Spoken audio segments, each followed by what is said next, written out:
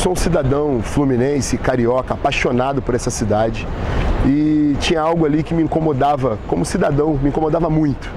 Logo após o brutal assassinato da vereadora Marielle, grupos de esquerda e partidos de esquerda mandaram a revelia da lei, contra a lei e de forma arbitrária confeccionar por meios próprios uma placa nos moldes muito similar às placas que são utilizadas na cidade do Rio, no município, para a indicação dos logradouros públicos. E o absurdo que cometeram foi de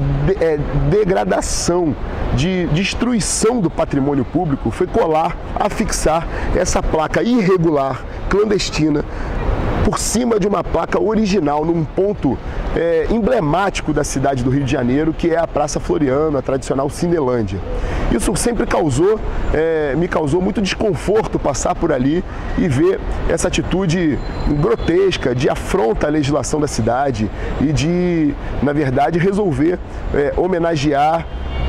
ao bel prazer a revelia da lei e confeccionar uma placa e depredar, eles sim, depredarem o patrimônio da cidade do Rio de Janeiro. Então, eu quero deixar muito claro, não foi um ato eleitoral, muito pelo contrário,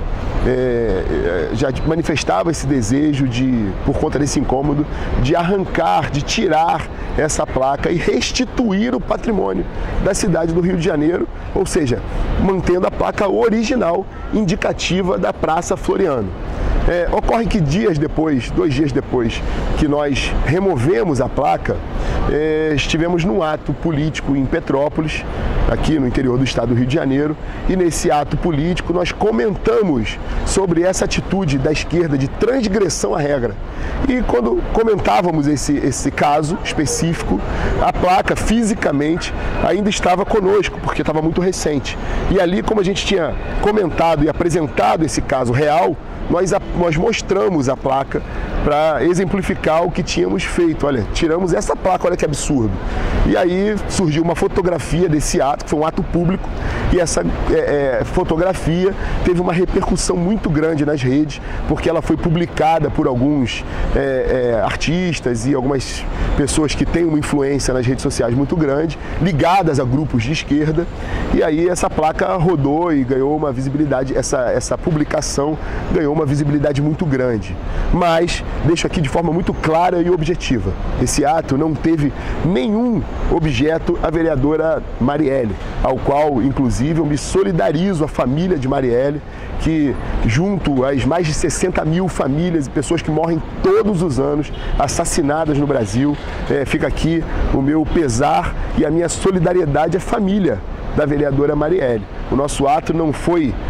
o objeto do nosso ato não foi a vereadora Marielle. O objeto do nosso ato foi o repúdio a esse comportamento de grupos de esquerda que sempre transgridem as regras e se acham